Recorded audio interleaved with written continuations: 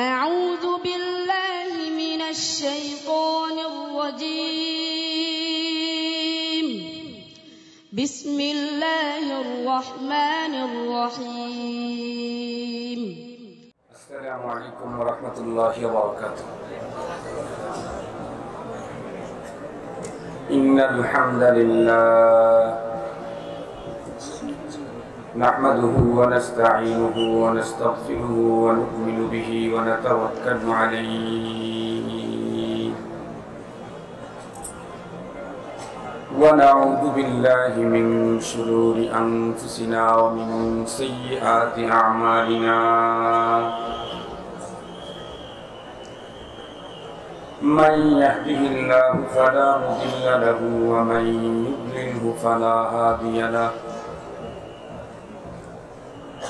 ونشهد أن لا إله إلا الله وحده لا شريك له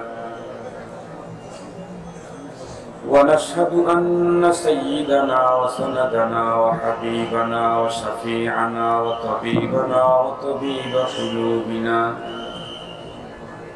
وأولانا ومولانا محمدا عبده ورسوله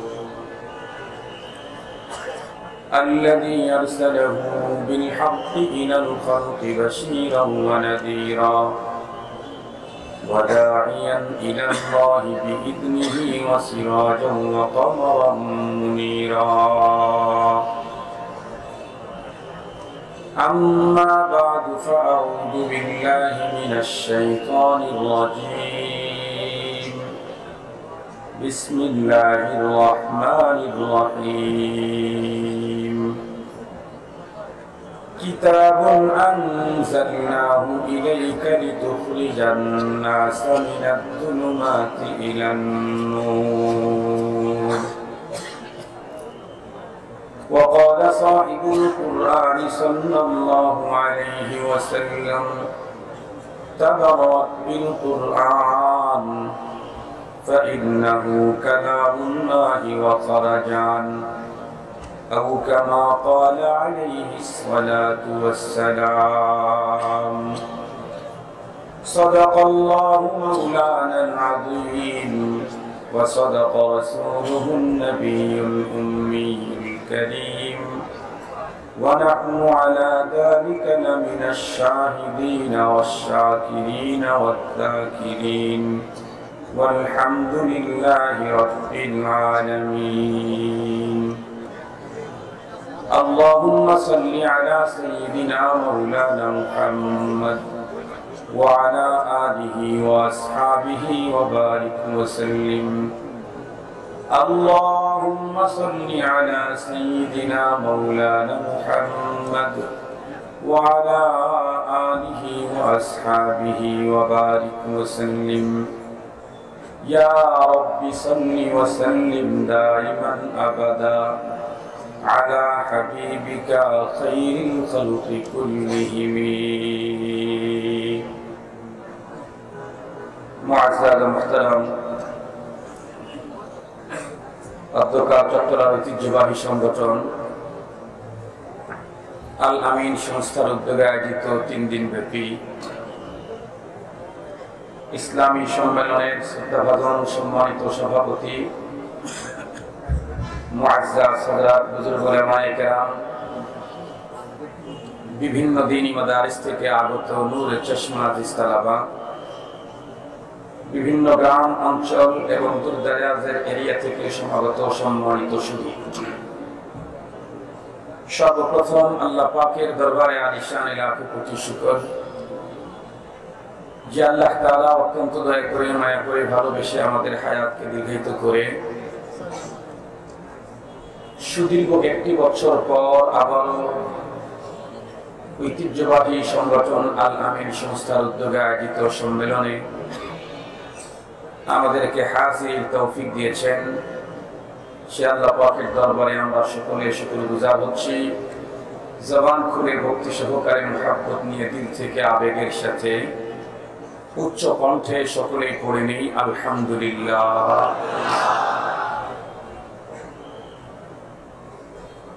আপনারা এতক্ষণ পর্যন্ত দেশের খ্যাতিমান হযরত উলামা মাশায়েখদের জবান থেকে অত্যন্ত গুরুত্বপূর্ণ দ্বীনি দিক নির্দেশনামূলক জরুরি আলোচনা শুনতেছিলেন। আমার পরেও বর্তমান বাংলাদেশের দ্বীনি মজলিসের নন্দিত আলোচকদের 3 জন আপনাদের খেদমতে বয়ান করবেন। তার ভিতরে বিশেষ করে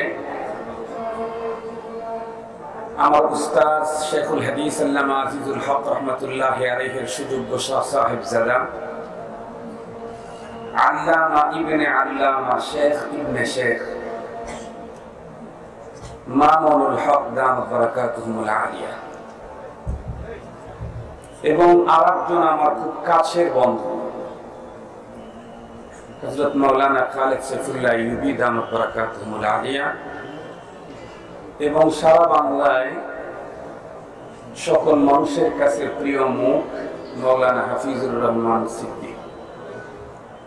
শুনলাম ওনারা 3 জনই এখানে বয়ান করবেন। মাঝখানে আমি সংক্ষিপ্ত সময় একটা বিষয়ের উপরে আপনাদেরকে কিঞ্চিত আলোকপাত করতে চাচ্ছি। গত বছর এই মাহফিলে আমার প্রথম আসার সুযোগ আল্লাহ তাআলা দান করেছিলেন। গত বছরের আলোচনার বিষয়বস্তু ছিল আজমতে কুরআন।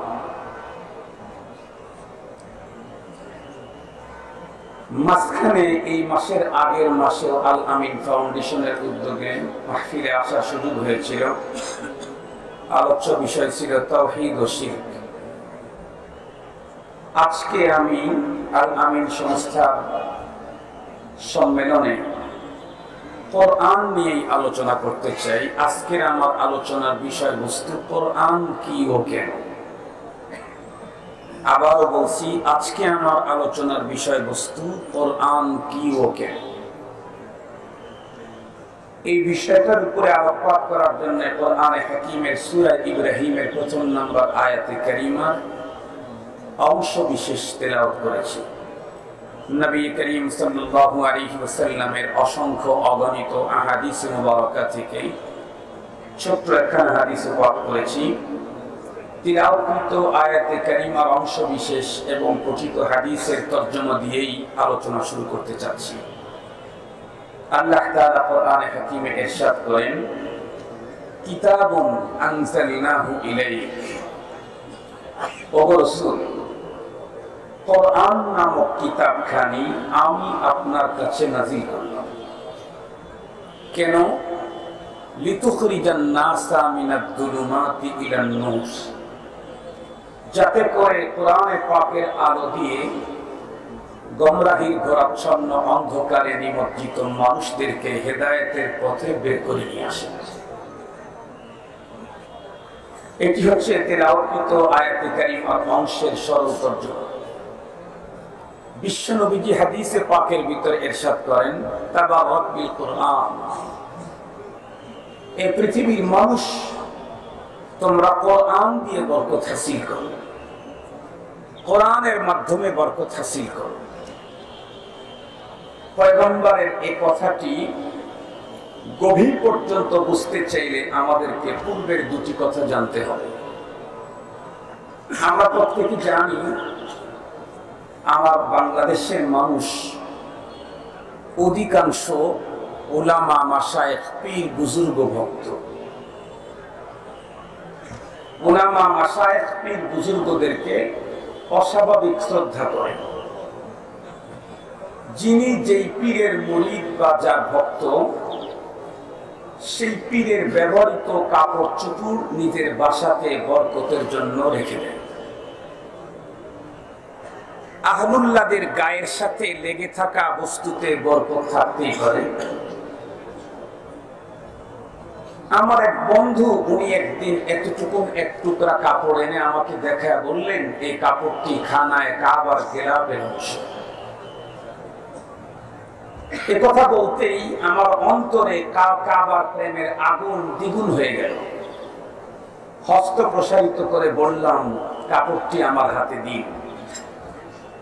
লম্বা টাইম যে কাপড়টি খানায় কাবার সাথে লেগেছিল, এটাতে বরকত আছে না নাই?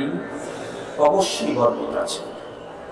তো কাপড়টি নিয়ে আমি বুকে ধারণ করলাম। আমরা প্রত্যেকেই জানি, অধিকাংশ লোকই জানি, আজও তুরস্কের জাদুঘরে মহানবীজির ব্যবহৃত তরবারি সংরক্ষিত আছে। মহানবীজির দিকে নিসবত করা টুপি আর পাগড়ি আজও তুরস্কে সংরক্ষিত আছে। বিশ্ব নবীজির দাড়ি মোবারক আজও আছে সংরক্ষিত। এগুলি কোন মানুষ পেলে নিঃসন্দেহে এটা বরকতের জন্য সংরক্ষণ করবে। খুব ভালো করে বুঝবেন, আল্লাহর ওলির সাথে লেগে থাকা বস্তুতে যদি বরকত হয়, আল্লাহর ঘরের সাথে লেগে থাকা গেলাপে যদি বরকত হয়, আল্লাহর রসুলের সাথে লেগে থাকা জিনিসের ভিতরে যদি বরকত হয়, আর একটা বস্তু এমন আছে যেটা আল্লাহর ওলির সাথে লেগেছিল না, যেটা আল্লাহর ঘরের থেকে আসে নাই, যেটা আল্লাহর রসুল থেকেও বের হয় নাই, এই বস্তুটি ডাইরেক্ট আল্লাহ পাক থেকেই এসেছে। বলুন তো দেখি, এর বরকত কম হবে না বেশি হবে? সে কথাই তো নবীজি বললেন, তাবাররাক বিল কুরআন। এই পৃথিবীর মানুষ, তোমরা তো অনেক কিছু দিয়ে বরকত হাসিল করো, তোমরা কোরআনের মাধ্যমে বরকত হাসিল করো। কেন? ফাইন্নাহু কালামুল্লাহি ওয়া খারাজা আনহু। কোরআন এটি আল্লাহর ওলি থেকে আসে নাই, এটা আল্লাহর ঘর থেকে আসে নাই, এটা আল্লাহর রসুল থেকে বের হয় নাই, এটা ডাইরেক্ট আল্লাহ পাকের জবানে মোবারকের কালাম। তাহলে আমার আজকের আলোচনার বিষয়বস্তু কোরআন কি ও কেন। আমরা কিন্তু কোরআনে পাকের তেলাওয়াতকৃত আয়াতের অংশের তরজমা এবং হাদিসের তরজমা থেকে দুই প্রশ্নের উত্তর জানা হয়ে গেল। সূরা ইব্রাহিমের প্রথম নাম্বার আয়াতে কারিমার তেলাওয়াতকৃত অংশের ভিতরে দুই প্রশ্নের জবাব। কোরআন কি? কিতাবুন আনজালনাহু ইলাইক। আল্লাহ বলেন, এটা আমার পক্ষ থেকে নাজিল করা কিতাব। নবীজি কি বললেন? এটা আল্লাহ পাকের কিতাব, তা বলেন নাই। নবীজি বললেন ফাইন্নাহু কালামুল্লাহ। আল্লাহ তাআলা তার কিতাব সম্পর্কে, কোরআন সম্পর্কে এই জায়গাতে বলেছেন এটা আমার কিতাব। নবীজি হাদিসের মধ্যে বললেন এটা আল্লাহ পাকের কালাম। এজন্যই তো পৃথিবীর উলামায়ে কেরাম বলেন, কোরআনে কারীম শুধু আল্লাহর কিতাব না, বরং আল্লাহর কিতাবও আল্লাহর কালাম। কেন? গোমরাহির অন্ধকারে নিমজ্জিত মানুষদেরকে হেদায়েতের পথে বের করে আনার জন্য কোরআন। এবারে আসুন বিষয়টাকে একটু আমরা বিশ্লেষণ করি। এই পৃথিবীতে কেউ যদি কিছু দেখতে চায়, তাহলে মিনিমাম তাকে দুইটা আলোর সমন্বয় করতে হয়। মিনিমাম কয় আলো? দুই আলো। কমপক্ষে দুটি আলোর সমন্বয় না ঘটলে পৃথিবীর কেউ কিছুই দেখতে পাবে না। নাম্বার ওয়ান, চোখের আলো। একটু আওয়াজ করতে হবে, বলেন তো দেখি, নাম্বার ওয়ান কিসের আলো? চোখের আলো। যেই লোকের চোখেরই আলো নাই, এই লোক পৃথিবীর কোনো কিছু দেখার সুযোগ আছে কি?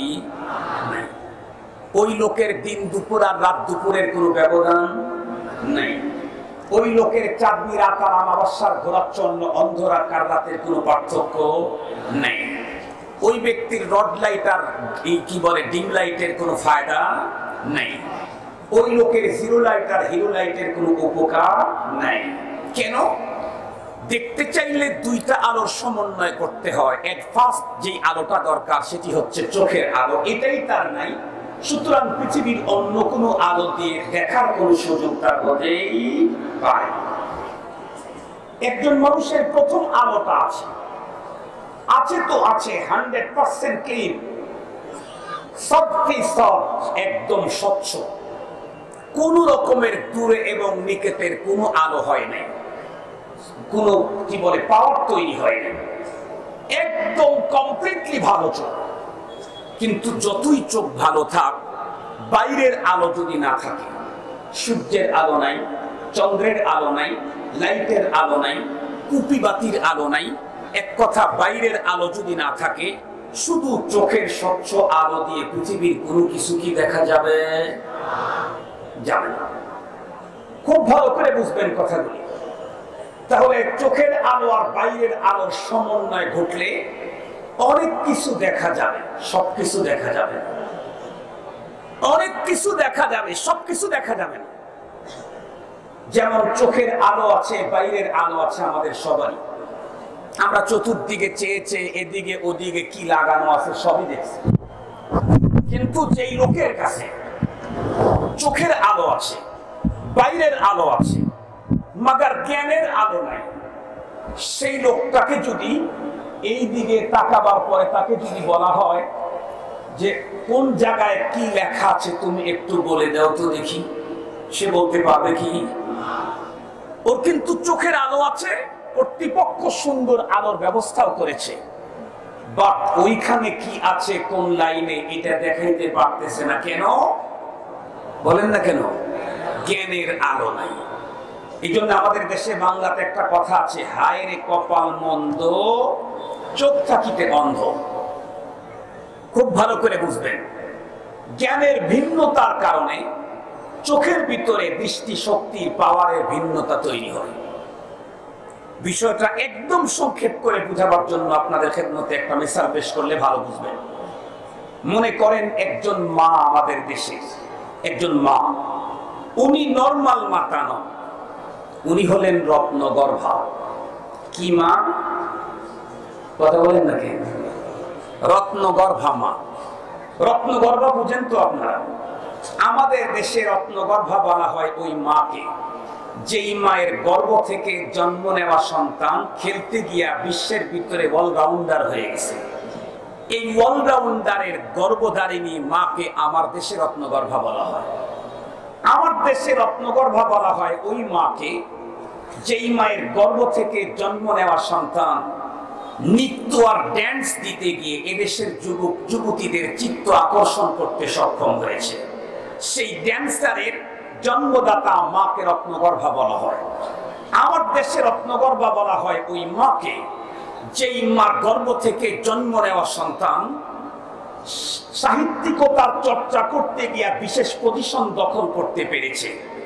সেই কবি আর সাহিত্যিকের মাকে রত্নগর্ভা বলা হয়।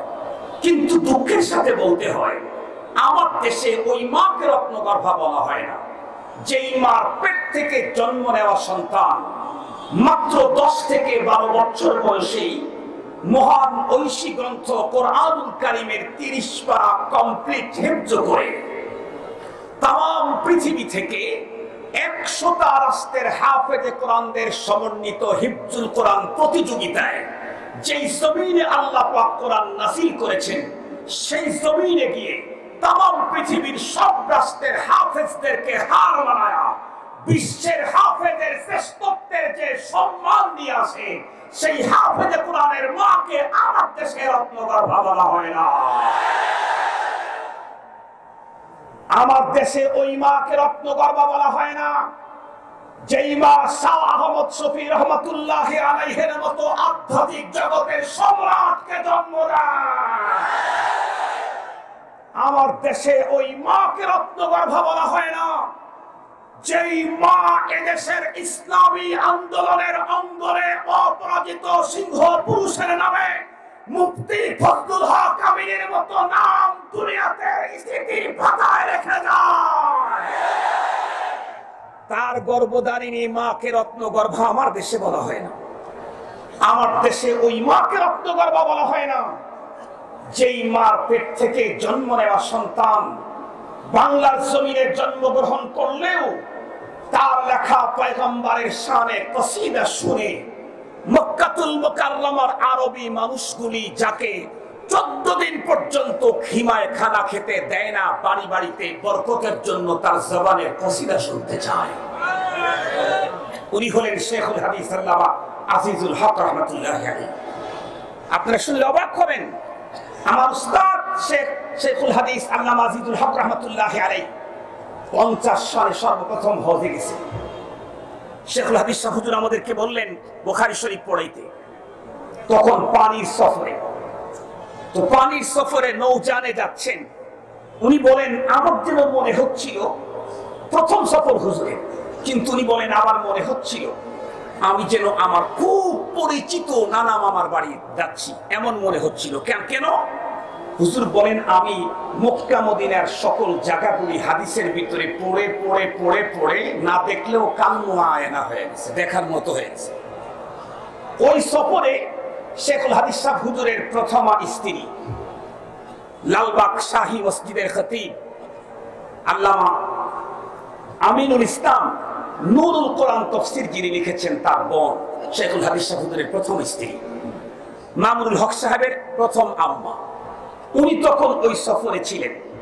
শেখ বলেন যে তোমাদের আম্মা আমাকে বলতেছিল যে আমার একটু খারাপ লাগছে, তো আমি একটু ঘুমাই।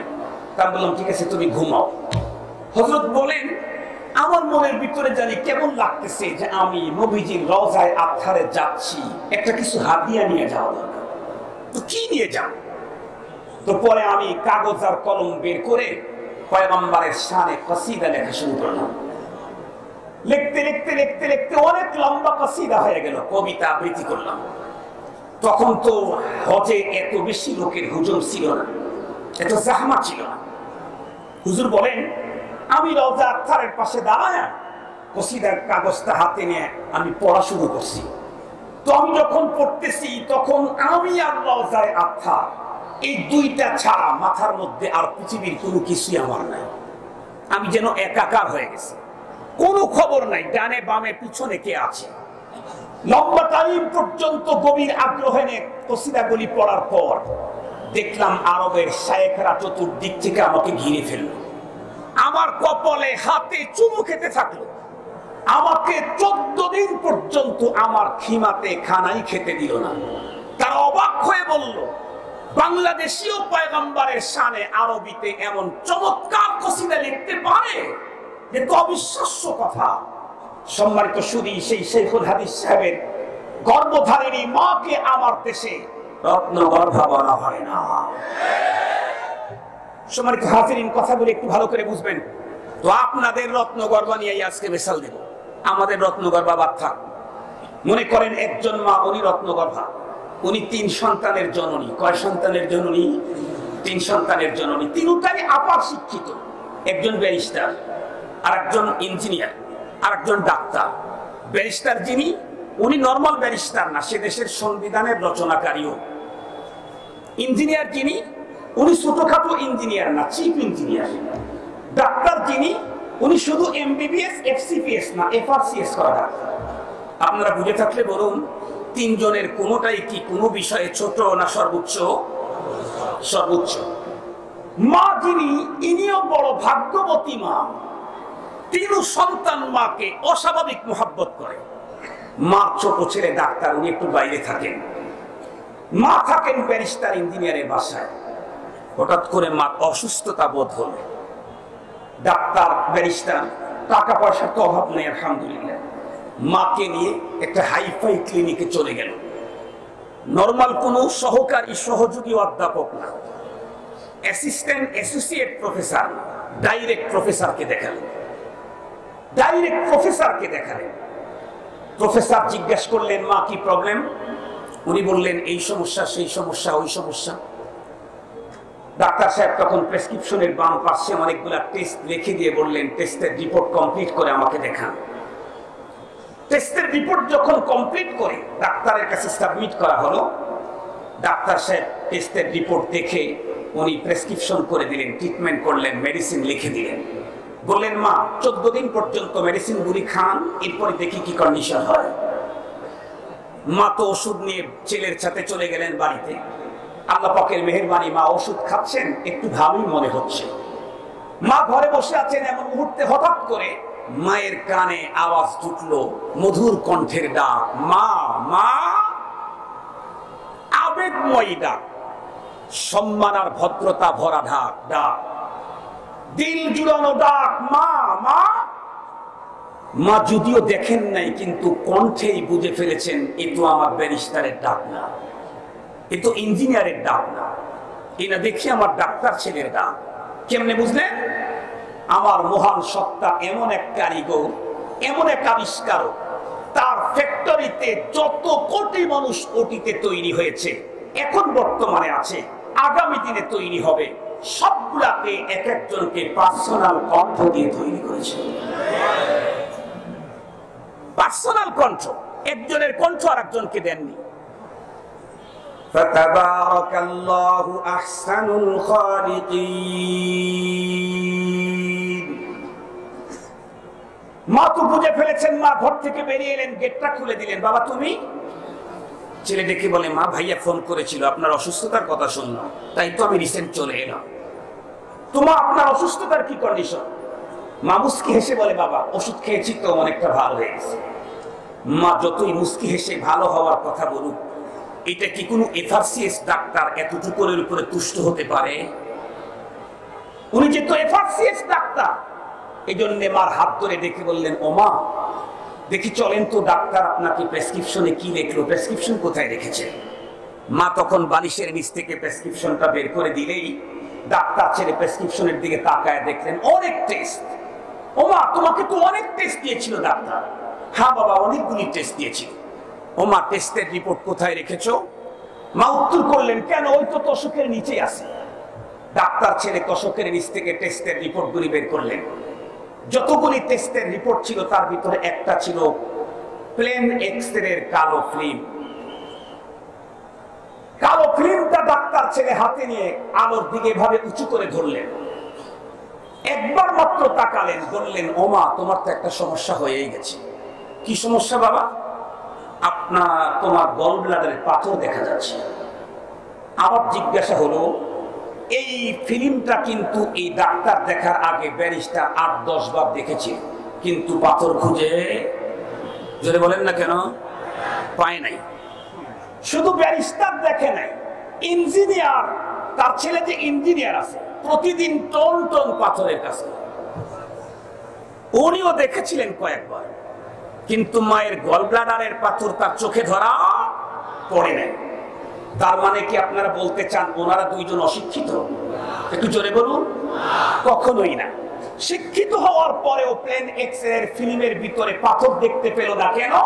আমি আগেই বলেছি, শিক্ষা দিয়া মানুষ অনেক কিছু দেখার যোগ্যতা অর্জন করে, তবে শিক্ষার ভিন্নতার কারণে চোখের ভিতরে দেখার পাওয়ারের ভিন্নতা তৈরি হয়। কোন ব্যক্তি যদি প্লেন এক্স-রে ফিল্মের দিকে তাকায়া রোগীর দেহের পাথর নির্ণয় করতে চায়, রোগীর দেহের কাটা ফাটা শিরা যদি সে শনাক্ত করতে চায়, তাহলে তাকে আর্টস আর কমার্স করলে হবে না, তাকে ব্যারিস্টারি করলে হবে না, তাকে লয়ারি করলে হবে না, তাকে প্রকৌশলী হলে হবে না, তাকে অর্জন করতে হবে মেডিকেল সায়েন্স।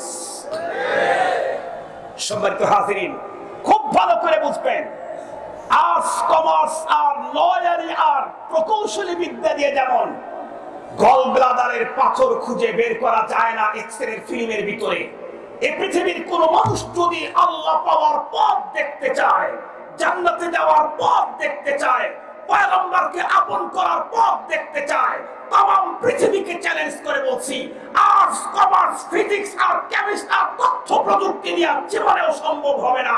আল্লাহ পাওয়ার পথ দেখতে চাইলে কোরআনে পাকের বিদ্যা লাগবে। জান্নাতে যাওয়ার পথ দেখতে চাইলে কোন বিদ্যা বলেন? বলেন। আর্টস করে, কমার্স করে, ফিজিক্স করে, কেমিস্ট করে, জোরে বলেন না কেন?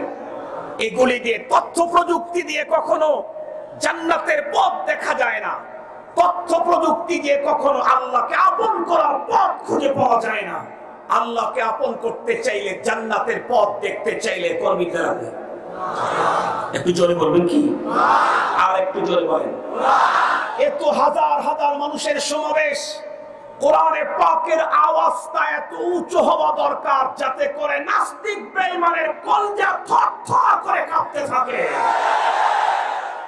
সম্মানিত হাজিরিন, স্পষ্ট ভাষায় বলতে চাই, স্পষ্ট ভাষায় বলতে চাই, পৃথিবীর মানব রচিত যত জ্ঞান ও বিজ্ঞান আছে, সব জ্ঞান ও বিজ্ঞান টোটাল এক জায়গায় করে যদি ট্যাবলেট করেও আপনি আপনার সন্তানকে খাওয়ায় দেন, পৃথিবীর অনেক কিছু দেখার যোগ্যতা অর্জন করবে। কালো ফিল্মের ভিতরে তাকায়া গল ব্লাডারের পাথর দেখার যোগ্যতা অর্জন করবে। জমিনের ভিতরে হাত লাগায়া কয়তলা বিল্ডিং করার যোগ্যতা রাখে জমিন, এটা দেখার যোগ্যতা অর্জন করবে। আকাশের দিকে তাকায়া অনেক কিছু দেখার যোগ্যতা অর্জন করবে। ক্লিন পানির দিকে তাকায়া জীবাণু দেখার যোগ্যতা অর্জন করতে পারে, কিন্তু জান্নাতের পথ দেখার যোগ্যতা অর্জন কোরআন ছাড়া হবে না। জান্নাতের পথ দেখতে চাও? তাহলে সন্তানের গলা কোরআনের মালা পরায় দাও। সন্তানের গলায় কোরআনের মালা পরায় দাও। মুসলমান ভাইরা রে, আমার কথাগুলা দিল দিয়ে বুঝবেন। আমি কোনোভাবেই আমাকে বুঝাইতে পারি না এই পৃথিবীর, বিশেষ করে বাংলাদেশের মুসলমান, তাদের ধর্মীয় গ্রন্থ কোরআনুল কারীমের মতো এত বড় মর্যাদাপূর্ণ দামি কিতাব তাদের নাকের ডগায় থাকতে, হাতের নাগালে থাকতে, এই কোরআনুল কারীমের বিদ্যাকে বাইপাস করে আর মাইনাস করে তার সন্তানদেরকে অন্য শিক্ষায় শিক্ষিত করার জন্য কেমনে দেশ থেকে দেশান্তরে পাঠিয়ে দেয়, এটা আমার বুঝে আসে। আমি কিন্তু কখনো এ কথা কাউকেই বলি না মুসলমানের সন্তান জাগতিক বিদ্যা অর্জন করবেন, এটা আমি বলি না। বরং আমার ব্যক্তিগত থিওরি হলো, বর্তমান শিক্ষার সিচুয়েশনে মুসলমানের সন্তানরা শুধুমাত্র কেবলমাত্র নরমাল শিক্ষিত হলে চলবে না। সায়েন্সের এ যুগে মুসলমানের সন্তানকে বিশ্বসেরা সায়েন্টিস্ট হতে হবে। তথ্য প্রযুক্তির এ যুগে মুসলমানের সন্তান বিশ্বের ভিতরে সেরা তথ্যবিদ হবে, এটা আমি চাই। তবে এর অর্থ এই না মুসলমান তার সন্তানকে বিশ্বসেরা তথ্যবিদ বানাইতে গিয়ে আল্লাহর কোরআন থেকে বঞ্চিত করে দেবে, এটি মেনে নেওয়া যায়। মুসলমান, আমি তো তামাম দুনিয়াকে চ্যালেঞ্জ করে বলি, দুনিয়াতে যত জ্ঞান ও বিজ্ঞানের আবিষ্কার হয়েছে আল্লাহ পাকের পক্ষ থেকে এই মুসলমানদেরকে দেওয়া মহাগ্রন্থ কোরআনুল কারীমের মতো জ্ঞান ও বিজ্ঞানের একটা কিতাব তামাম জমিনের ভিতরে কোনোদিন কেউ দেখাইতে পারবে কি? আরো জোরে বলেন, পারবে কি? মুসলমান, আপনারা শুনলে অবাক হবেন, কোরআন যেদিন থেকে পৃথিবীতে এসেছে সেই দিন থেকে তামাম পৃথিবীকে চ্যালেঞ্জ ছুড়েছে। 1450 বছর পার হয়ে গেল, আজ পর্যন্ত কোরআনে পাকের চ্যালেঞ্জের মোকাবেলা করে এ পর্যন্ত কেউ জয়ী হওয়ার সুযোগ খুঁজে বের করতে পারে না। মুসলমান, বর্তমান তথ্য প্রযুক্তির যুগেও আল্লাহর জমিনের যত জায়গায় উলামায়ে কেরাম, পৃথিবীর যত কান্ট্রিতে উলামায়ে কেরাম, চূড়ান্ত তথ্য প্রযুক্তির এই যুগেও উলামায়ে কেরাম বিশ্বসেরা তথ্যবিদদের সামনে আল্লাহর কোরআনকে নিয়ে আজও চ্যালেঞ্জ ছুটতেছে। কিন্তু মুসলমান কই? তথ্য প্রযুক্তির এই যুগেও কোন তথ্যবিদ আল্লাহর কোরআনের চ্যালেঞ্জের সামনে টিকতে পারে নাই। টাটকা একটা খবর আপনাদেরকে শোনায়া দেই। বর্তমান পৃথিবীর নাম করা খুতাবাদের অন্যতম আল্লামা জুলফিকার নকশবন্দি দামাত বারাকাতুহুল আলিয়া, উনি বন্ধুরা আমার তার নিজস্ব এক প্রতিবেদনের ভিতরে বর্ণনা করেছেন। উনি বলেন, সুইডেনের কলেজের ভিতরে একদিন তার বক্তব্য দেওয়ার মতো সুযোগ তৈরি হয়ে গেল। আপনারা বুঝে থাকলে বলুন, সুইডেন কি মুসলিম অধ্যুষিত এরিয়ার নাম? নিঃসন্দেহে সেই দেশের মেজরিটি হলো খ্রিস্টান। খ্রিস্টানের দেশে কোনো মাদ্রাসার ভিতরে বক্তব্য না, কলেজের ভিতরে। বাংলাদেশে প্রায় 90% মুসলমানদের কলেজের অবস্থায় যে বন্ধুরা আমার কঠিন, খ্রিস্টানদের অধ্যুষিত এরিয়ার কলেজের অবস্থা কি হতে পারে একটু ভালো করে বুঝবেন। উনি বলেন, উনি তখন সুইডেনের কলেজের ভিতরে বক্তব্য দেওয়ার জন্য দাঁড়িয়ে গেলেন। মুসলমান, ওনার বক্তব্যের বিষয়বস্তু ছিল ঈমান ও কোরআন। বক্তব্য দিতে দিতে এক পর্যায়ে বন্ধুরা আমার খ্রিস্টানদের নাকের ডগায় চ্যালেঞ্জ ছুড়ে দিলেন। কি চ্যালেঞ্জ ছাড়লেন? উনি বললেন, বর্তমান আল্লাহর জমিনের উপরে আসমানের নিচে আল্লাহ পাকের পক্ষ থেকে নাজিল করা যত আসমানি গ্রন্থগুলি রয়েছে এর ভিতরে অবিকৃত একদম অরিজিনালি কোন রকমের পরিবর্তন ছাড়া শুধু একটাই, তার নাম হলো কোরআন। উনি যখন সুইডেনের কলেজের ভিতরে তামাম পৃথিবীতে আল্লাহর জমিনের উপরে অবিকৃত অরিজিনাল পদ্ধতিতে আসমানি গ্রন্থ শুধুই একটা কোরআনের দাবি করলেন, সঙ্গে সঙ্গে সুইডেনে এক খ্রিস্টান মহিলা দাঁড়িয়ে গেল। জুলফিকার সাহেবকে লক্ষ্য করে বললেন, হুজুর আমার একটা প্রশ্ন আছে। জুলফিকার সাহেব বললেন, কি প্রশ্ন বলুন। মেয়েটি তখন বলল, হুজুর তাহলে আপনি কি আপনার বক্তব্যের দ্বারাই এ কথার দাবি করতে চান আমরা খ্রিস্টানদের ধর্মীয় গ্রন্থ ইনজিল শরীফ এটা ডুপ্লিকেট হয়ে গেছে? উনি যখন এ কথা বললেন, মাওলানা জুলফিকার সাহেব তখন দেখে বললেন, বোন আমি আমার টোটাল বক্তব্যের ভিতরে তোমাদের ধর্মীয় গ্রন্থ ইনজিলের নামটাও তো উচ্চারণ করি নাই। অরিজিনাল বলবো আর ডুপ্লিকেট বলবো তো দূরের কথা, ওর নামটাও তো উল্লেখ করি নাই। হুজুর যতই প্যাচ লাগাক না কেন, মেয়েটাও তো শিক্ষিতা। মেয়েটি তখন উত্তর করলো, হুজুর অবশ্যই পুরা বক্তব্যের ভিতরে আপনি ইনজিলের নাম উল্লেখ করেন নাই, কিন্তু আপনি তো এই দাবি করেছেন বর্তমান আল্লাহর জমিনের উপরে আসমান থেকে নাজিল হওয়া গ্রন্থাবলীর শুধুমাত্র একটাই অরিজিনাল অবিকৃত আছে, তার নাম কোরআন। আপনার এই দাবিটাই তো আমাদের ইনজিল শরীফকে ডুপ্লিকেট প্রমাণ করে ফেলে দিয়েছে। হুজুর যখন আমার তখন মুস্কি হাসি দে সুইডেনি খ্রিস্টান মহিলাকে ডেকে বললেন, বোন তোমার অল্প কয়েক কথার দ্বারাই তোমাকে আমি চিনতে পেরেছি। তুমি ধর্ম সম্পর্কে অনেক বিশাল বিস্তৃত জ্ঞানের অধিকারী। তুমি অবশ্যই ধর্ম নিয়ে অনেক লম্বা গবেষণা থিসিস করে থাকো। বোন তুমি যেহেতু আমাকে পেছাপিছি করছো, তাহলে আমি তোমাকে প্রশ্ন করার অধিকার আছে নাকি? মেয়েটি বলল, কেন প্রশ্ন করার অধিকার থাকবে না, প্রশ্ন করুন। মাওলানা জুলফিকার তখন ডেকে বললেন, বোন তুমি তো অনেক জ্ঞান রাখো, দুইটা প্রশ্নের জবাব তুমি আমারে দাও।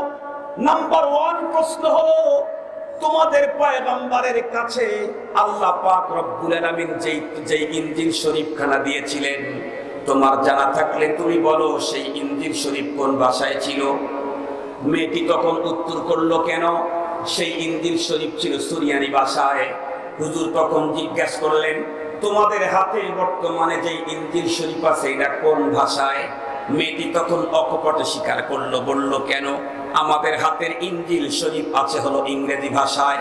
হুজুর তখন ডেকে বললেন, বোন তুমি নিজেই বললে যে ইনজিল শরীফ আল্লাহ পাক আসমান থেকে তোমার পয়গম্বরকে দিয়েছিলেন, সেই ইনজিলের ভাষা ছিল হলো সুরিয়ানি, আর তোমাদের হাতের ভিতরে যেটা আছে এটা হলো ইংরেজি। তুমি নিজে বলো অরিজিনালটাই তোমাদের কাছে না ডুপ্লিকেট? মুসলমান ভাইরা রে আমার, হুজুর যখন এই কথা বললেন, সুইডেনি খ্রিস্টান মহিলা হাজার হাজার খ্রিস্টানদের নাকের ডোকায় অকপটে স্বীকার করতে বাধ্য হলেন, হ্যাঁ হ্যাঁ আল্লাহ পাকের জমিনে বর্তমানে আসমানি গ্রন্থাবলীর শুধুমাত্র একটাই অরিজিনাল আছে, তার নাম হলো দা হলি কোরআন। মুসলমান আমার তো বুঝে আসে না, তথ্য প্রযুক্তির যুগেও যে কোরআন তত্ত্ববিদদের সামনে চ্যালেঞ্জ করে তাদেরকে হার মানায় নিজের ক্লিয়ারেন্স নিয়ে আসলো, সেই কোরআনুল কারীমের বিদ্যা আমাদের সন্তানদেরকে শিক্ষা না দিয়া কি করে আমরা বন্ধুরা আমার জগতের যত বিদ্যা অর্জন করার জন্য পাগল হলাম। আমি তো দুনিয়াবাসীকে চ্যালেঞ্জ করে বলবো, এই দুনিয়ার মানুষ এমন একটা কিতাব তোমরা দেখাইতে পারো নাকি যেই কিতাবটা আমাদের কোরআনের মতো, যেই কিতাবখানা ধরলেই নেকি পাওয়া যায়, যেই কিতাবখানা পড়লেও নেকি পাওয়া যায়, যেই কিতাবখানা পড়াইলেও নেকি পাওয়া যায়, যেই কিতাবখানা বহন করলেও নেকি পাওয়া যায়, যেই কিতাবের দিকে তাকায় থাকলেও নেকি পাওয়া যায়, এমন কিতাব পৃথিবীর ভিতরে একটাও কেউ দেখাইতে পারবে না, শুধুমাত্র কেবলমাত্র আল্লাহর কোরআন ছাড়া। কোরআনই শুধু এমন একটা কিতাব যাকে সম্মানের সাথে ধরলেই নেকি, সম্মানের সাথে বহন করলে নেকি, সম্মানের সাথে বন্ধুরা আমার ইজ্জত রক্ষা করে পড়লে নেকি, পড়াইলেও নেকি, কেউ যদি পড়া শোনে তারও নেকি, কেউ যদি কোরআনের দিকে মহব্বতের নজরে তাকায় তারও নেকি। সুবহানাল্লাহ বলেন, সুবহানাল্লাহ বলেন। ও মুসলমান, তোমাদের ঘরের দরজায়, তোমাদের বারান্দায়, তোমাদের মসজিদে, তোমাদের নাকের ডগায় এত বড় মূল্যবান কিতাব থাকতে তুমি তোমার সন্তানকে এই কিতাব বাইপাস করে অন্য বিদ্যা শিক্ষা দাও কেমনে? আমার বুঝে আসে না। সব বিদ্যা অর্জন করানো যাবে, তবে তার আগে আল্লাহর কোরআনের বিদ্যা অর্জন করানো দরকার আছে না নাই? একটু জোরে বলেন, প্রয়োজন আছে না নাই? আজকে তো বাংলাদেশের হাজার পিতার অভিযোগ, হুজুর আমার সন্তান ইয়াবাখোর, আমার সন্তান বাবাখোর, আমার সন্তান ফেন্সিডিলখোর, আমার সন্তান হাইজাকার, আমার সন্তান মরণ নেশায় আক্রান্ত, আমার সন্তান চরিত্রহীন। এই জাতীয় হাজার অভিযোগ আজকে আমাদের সামনে আনা হয়। আমাদের সন্তান তো ইয়াবাখোর বাবাখোর হবে, আমাদের সন্তান তো নেশাগ্রস্ত হবে, আমার সন্তান তো চরিত্রহীন হবেই। কেন? কারণ সন্তানকে দুশ্চরিত্র আর গোমরাহির অন্ধকার থেকে মুক্ত করার যে আলো, সে আলো আমি আমার সন্তানের মস্তিষ্কে ঢুকাই না। আপনাদেরকে একটা মিসাল দিলে বিষয়টা সহজে বুঝবেন। একটা মিসাল, একটা ঘটনা, কোন কথা ইনশাআল্লাহ শেষ। সম্মানিত হাজিরিন, আমরা প্রত্যেকেই জানি, আপনারা কি ম্যাগনেট চেনেন? ম্যাগনেট, চুম্বক চেনেন? চুম্বক, মাশাআল্লাহ। ম্যাগনেট না চিনলে সমস্যা নাই, চুম্বক চিনলেই হবে। কুষ্টিয়াতে গেছি, যাওয়ার পর আমি জিজ্ঞেস করছি, ভাই আপনাদের অঞ্চলে কি ব্রিকফিল্ড আছে? চুপচাপ, কিচ্ছু বলে না। পরে বললাম ইট ভাটা আছে। জি জি জি আছে। তা বললাম ব্রিকফিল্ড না থাকলে সমস্যা নাই, ইট ভাটা থাকলে চলে। তো আপনাদেরকে জিজ্ঞেস করছি ম্যাগনেট আছে নাকি? আওয়াজটা দুর্বল। চুম্বক আছে নাকি? তখন আওয়াজটা মোটামুটি ভালো। চুম্বক নিয়ে ছোটকালে খেলা করছেন, মনে পড়ে কি? আমি ছোটবেলায় খেলা করছি চুম্বক নিয়ে। আমরা যখন ছোট ছিলাম তখন তো ইলেকট্রনিক্স যন্ত্রপাতি অ্যাভেলেবেল ছিল না, এই জন্য চুম্বকও সবার হাতে থাকতো না, পাওয়া যেত না। যদি কোনো একটা ছেলের হাতে এতটুকু চুম্বকের টুকরা থাকতো, ওরে সুবহানাল্লাহ, ওই ছেলের আর সাহাবীর অভাব নেই, ওর পিছনে ঘোরার লোকের আর অভাব নেই। সবাই শুধু বলতো ভাইয়া একটু দেন দেন, দেখি তো নরম না গরম, একটু দেখি তো, কারণ কোনোদিন তো দেখি নাই। এই প্রথম চুম্বক, আশ্চর্য, এরকম করে ফিক ফিকে মারে তো টিনের সাথে আটকে ধরে। কি রে এটা? ছোট বাচ্চা তো, ওরা তো দেখেনি। যার হাতে এতটুকু চুম্বকের টুকরা, ও যে ভাব নিয়ে চলতো তাতে মনে হয় 3 আসনের এমপি। ও খুব ভাব নিয়ে চলতো, এই সব ফিকে মারতো। আবার যদি কোথাও গিয়ে ছিটকে পড়তো, ওইটা কেউ ধরতে গেলে খুব কড়াকড়ি হয়, খবরদার নো টাচ, কোন রকমের টাচ করতে পারবে না। সম্মানিত হাজিরিন, আপনারা দেখেন তো ছোটবেলায় যে খেলা করছেন তার ভিতরে একটা খেলা এটাও ছিল। কি? এই চুম্বকটাকে একটা কাগজের উপরে রেখে দিয়ে এই কাগজটাকে বালির উপরে কিছুক্ষণ ঘুরাইলে দেখা গেছে চুম্বক যেই সাইডে তার অপর সাইডে অনেকগুলি ছোট ছোট কালো কালো কণা জমা হয়ে গেছে।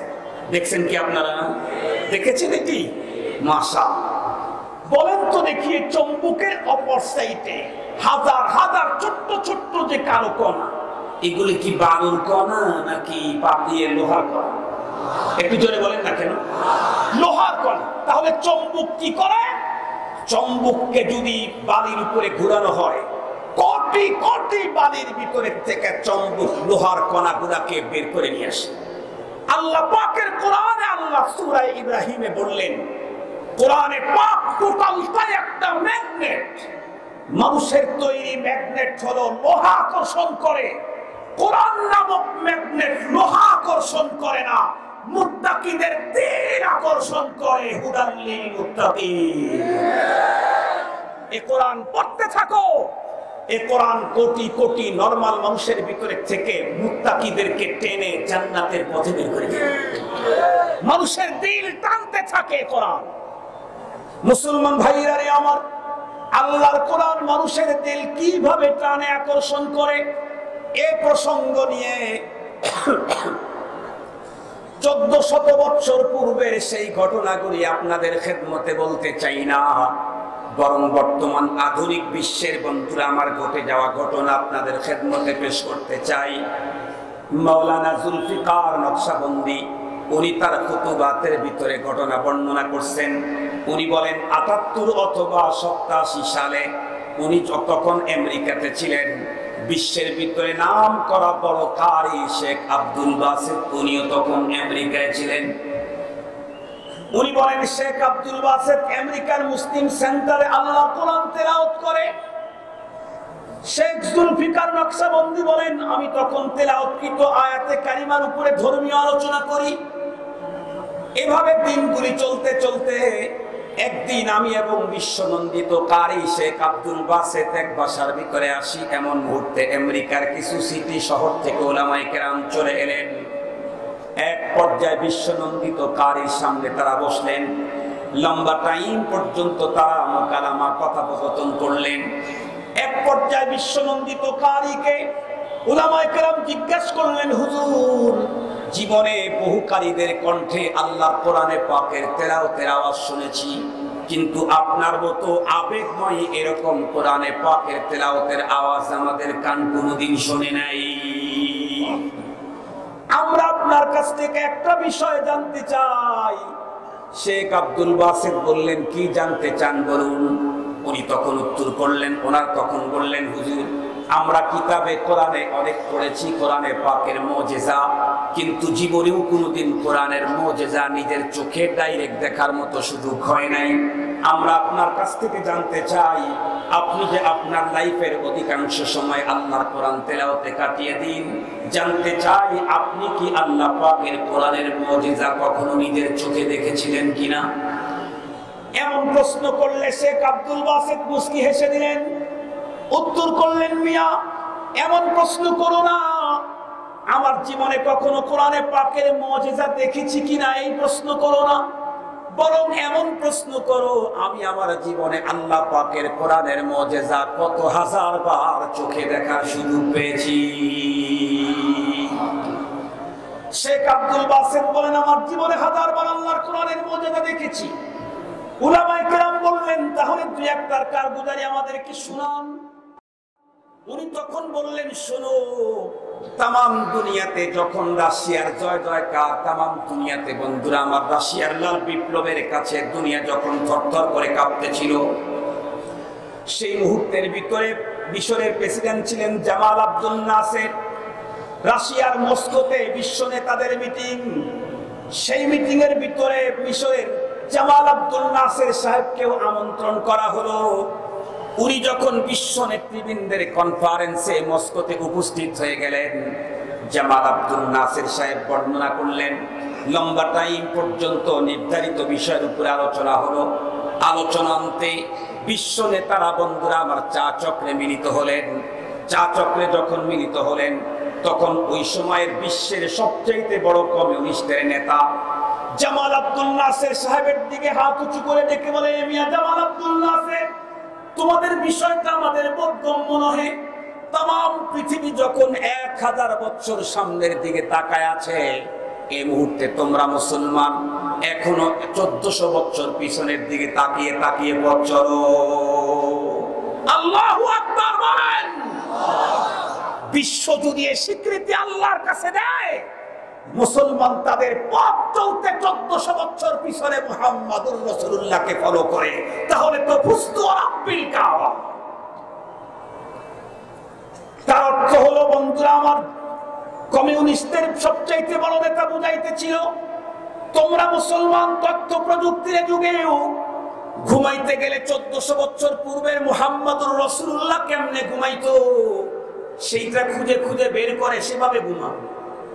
খাবার খাইতে গেলে 1400 বছর পূর্বের মুহাম্মাদুর রাসূলুল্লাহ কোন সিস্টেমে কোন ডিজাইনে খাবার খাইতেন সেগুলি তোমরা দেখো আর মানো। শুধু এতটুকুনি বলল না, বরং আরো বন্ধুরা আমার সাহসিকতা দেখাইলো। জামাল আব্দুল নাসের সাহেবকে দেখে বলল, মিয়া জামাল আব্দুল নাসের, আমরা তোমাদেরকে সাদর আমন্ত্রণ জানাই, তোমরা 1400 বছরের পুরাতন কিতাবখানা ছেড়ে দাও, আমাদের ধর্মীয় আমাদের থিওরির লাল কিতাব গ্রহণ করো। আমরা তোমাদেরকে আধুনিক টেকনোলজি দেব, তাতে করে বিশ্বের ভিতরে তোমরা উন্নত রাষ্ট্রে পরিবর্তন হয়ে যাবে। কিন্তু বলুন দেখি, আমাদের দেশের একজন মুসলমান যদিও নামাজ পড়ে না, রোজা রাখে না, যদিও কিঞ্চিত মাত্র ঈমান, তার সামনে যদি কেউ ঈমান বিরোধী, কোরআন বিরোধী, ধর্ম বিরোধী কথা বলে, বলুন তো দেখি, বেনামাজি হলেও ওই মুসলমান তাকে ছাড় দিতে পারবে কি? জামাল আব্দুল নাসের সাহেবের নাকের ডোগায় দাঁড়িয়ে যখন ধর্ম বিরোধী কথা বলছে কমিউনিস্টের বড় নেতা, জামাল আব্দুল নাসের চেয়ার থেকে দাঁড়িয়ে গেলেন, লম্বা টাইম পর্যন্ত মাহাসিনে ইসলামের উপরে বিশ্ব নেতৃবৃন্দের সামনে বক্তব্য পেশ করলেন। কিন্তু মাওলানা জুলফিকার সাহেব বর্ণনা দিলেন, উনি বলে শেখ আব্দুল বাসিত সাহেব বলেন লম্বা টাইম বয়ান করলেন বটে, কিন্তু শেখ আমার জামাল আব্দুল নাসেরের বয়ানটাতে উনি নিজেই স্যাটিসফ্যাকশন পাচ্ছিলেন না। এক পর্যায়ে মিটিং যখন শেষ হয়ে গেল উনি দেশে চলে এলেন, কিন্তু অন্তরের ভিতরে দুকি দুকি আগুন জ্বলতেছিল। বন্ধুরা আমার, মনে মনে আল্লাহ পাকের কাছে আবেদন করতেছিলেন, আয় আল্লাহ তুমি আর একবার কমপক্ষে কমিউনিস্টের নেতাদের সামনে আমাকে হাজিরা দেওয়ার তৌফিক দাও। আমি ওদের নাকের ডগায় আমার ইসলামের সৌন্দর্য দিবালোকের ন্যায় স্পষ্ট করে তুলে ধরতে চাই। শেখ আব্দুল বাসিত বলেন 2 বছর পার হতে না হতেই কি হলো, মস্কের ভিতরে আবারও বিশ্ব নেতাদের মিটিং। সেই মিটিং এর আমন্ত্রণ জানানো হলো জামাল আব্দুল নাসের সাহেবকে। উনি আমন্ত্রণের চিঠি পেয়ে আরেকটা চিঠি লিখলেন আমার কাছে। শেখ আব্দুল বাসিত বলেন আমার কাছে চিঠি হস্তগত হওয়ার পর চিঠি খুলে দেখলাম লেখা আছে, শেখ আব্দুল বাসিত আগামী মাসের অমুক তারিখে আমি মস্কোতে যাব বিশ্ব নেতাদের কনফারেন্সে। সেই কনফারেন্সে আপনাকে আমার সঙ্গে সফর সঙ্গী হতে হবে।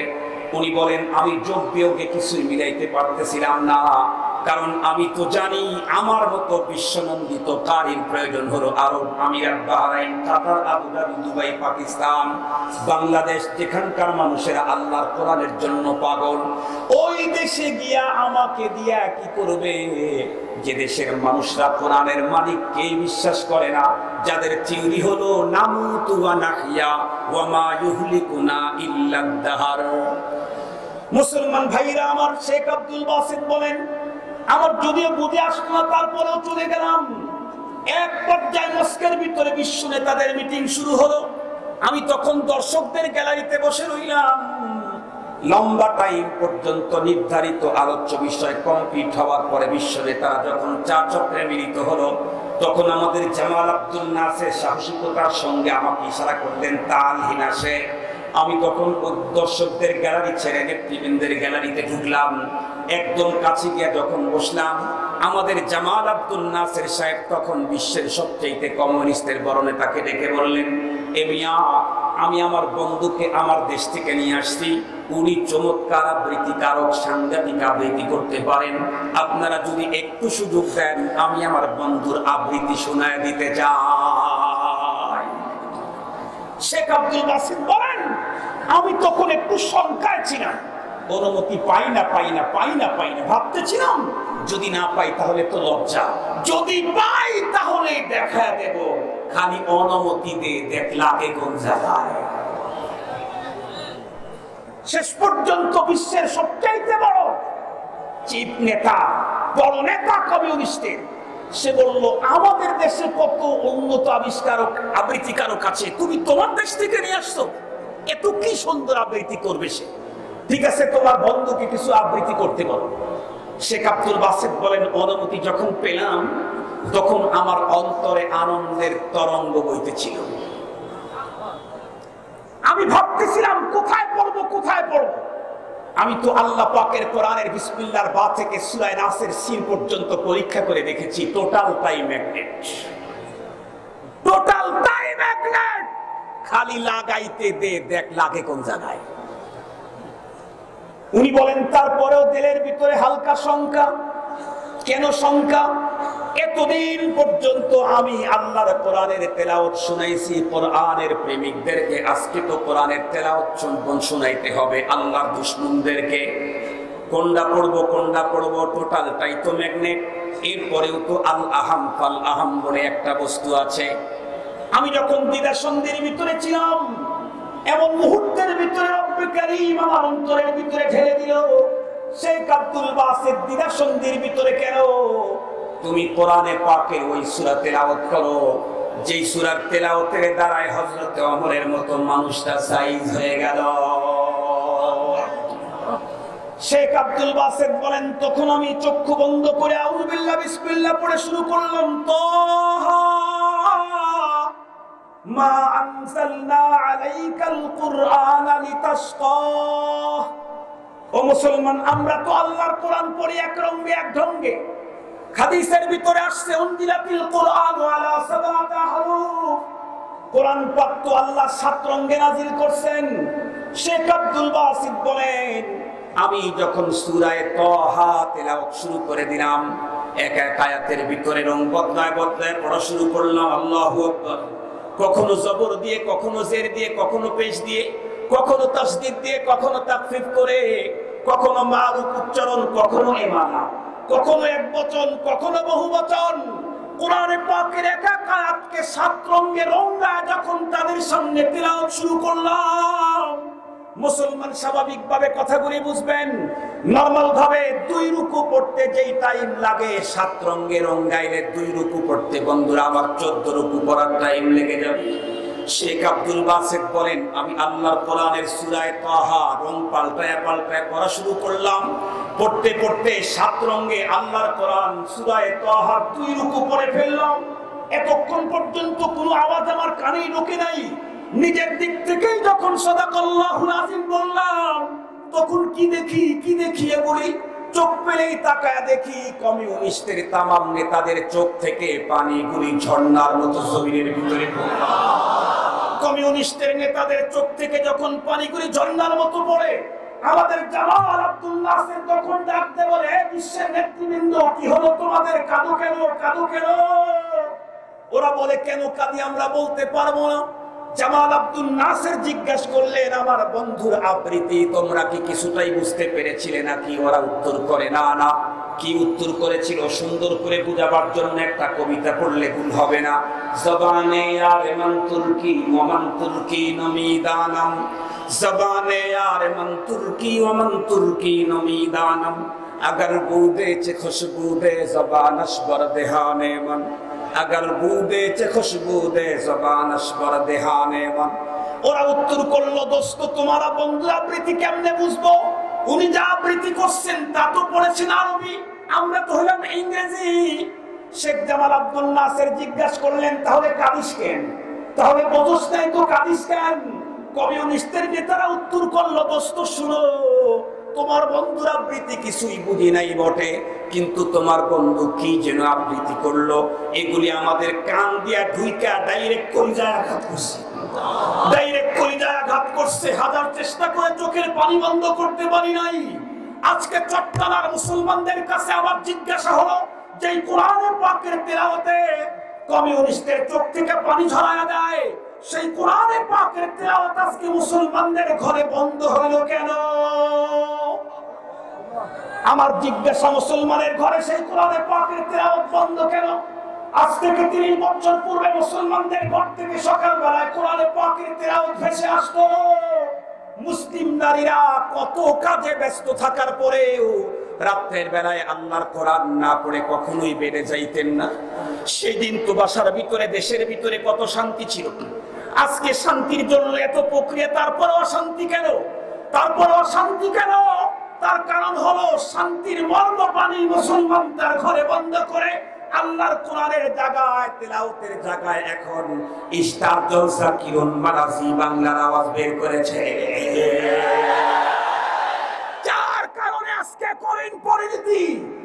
স্পষ্ট ভাষায় বলতে চাই, কোন বাবা যদি চাও তোমার সন্তানকে বাবা ঘর থেকে মুক্ত করতে, তাহলে ওই ম্যাগনেট তোমার ঘরে কালকেই চালু করে দাও। কোরআনে পাকের তিলাওয়াত চালাও।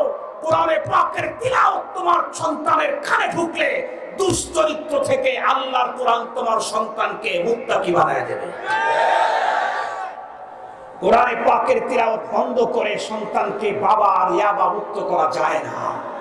আর জোরে বলেন, আমার তো বুঝেই আসে না। কোরআনে পাকের মতো এত বড় সাংঘাতিক ম্যাগনেট, যা মানুষের চরিত্রকে এতটাই পরিবর্তন করে। যেই জামানায় কোরআন এসেছিল না, সেই জামানাকে বলা হয় জাহেলিয়াতের জামানা। শুধুমাত্র কেবলমাত্র কোরআন পৃথিবীতে আসার পরে সেই যুগটা পরিবর্তন হতে হতে এমন পরিবর্তন হয়ে গেল, বিশ্বনবীজি ঘোষণা দিলেন, খায়রুল কুরুনি কারনি সুম্মাল্লাযীনা ইয়ালুনাহুম। যেই কোরআনের তিলাওয়াত, যেই কোরআনের সংবিধান মেনে সেই সময়ের চূড়ান্ত পর্যায়ের হায়ওয়ান স্বভাবের মানুষগুলা স্বর্ণ মানবে রূপান্তরিত হলো। সেই কোরআনকে সমাজে বন্ধ করা যায় না, যাবে না। সম্মানিত সুধী, কথাগুলি দিল দিয়ে বুঝবেন। তাম বিশ্ব থেকে কোরআনকে মাইনাস করার ষড়যন্ত্র। ঠিক বললাম না? ঠিক বললাম? আমাদের দেশেও ষড়যন্ত্র আছে না নাই? তাম পৃথিবীর কথা বলবো না, আমি আমার দেশের মানুষকে বলতে চাই, তোমরা যারা কোরআনকে মাইনাস করতে চাও, একটু ঠান্ডা মাথায় মনে রেখো, এটা বাংলাদেশ। এটা কি জোরে বলেন? আমরা তো এই গভর্নমেন্টের আগে একটা গভর্নমেন্ট দেখেছি, 3 উদ্দিনের গভর্নমেন্ট, মনে আছে নাকি? ফখরুদ্দিন, ইয়াসউদ্দিন আর মঈনুদ্দিন, মনে আছে আপনাদের? 3 উদ্দিনের গভর্নমেন্ট। এই 3 উদ্দিনের গভর্নমেন্ট এরা -2 করতে চেয়েছিল। কি করতে চাইছিল? -2 করতে চাইছিল। 2 নেত্রীকে বাদ দিয়ে এদেশে রাজনীতি করবে, তাই পারে নাই। যারা মাইনাস করতে চাইছে তারাই মাইনাস হয়ে গেছে। নেত্রীর সাথেই মাইনাস করতে পারে নাই। আল্লাহর কোরআনকে মাইনাস করার ক্ষমতা পৃথিবীর কারো বাবার না। কোরআনকে মাইনাস করতে চাইলে তোমরা মাইনাস হয়ে যাবে, তোমরা মাইনাস হবে। কোরআন কখনো মাইনাস হওয়া জানে না। 1450 বছরের স্বর্ণের ইতিহাস, এ পর্যন্ত তাম পৃথিবীর যারাই কোরআনকে মাইনাস করতে চেয়েছে, কোরআন তাদেরকে মাইনাস করে আজও অবিকৃত অবস্থায় ভুগতান করে আল্লাহর জমিনে কোরআন আছে। কোরআন মাইনাস করা যায় না। ওর সাথে মাইনাস ফর্মুলা করতে চাইলে ফখরুদ্দিনের মতো দেশ ছাড়তে হয়। কথা কি বুঝাইতে পারছি আপনাদেরকে?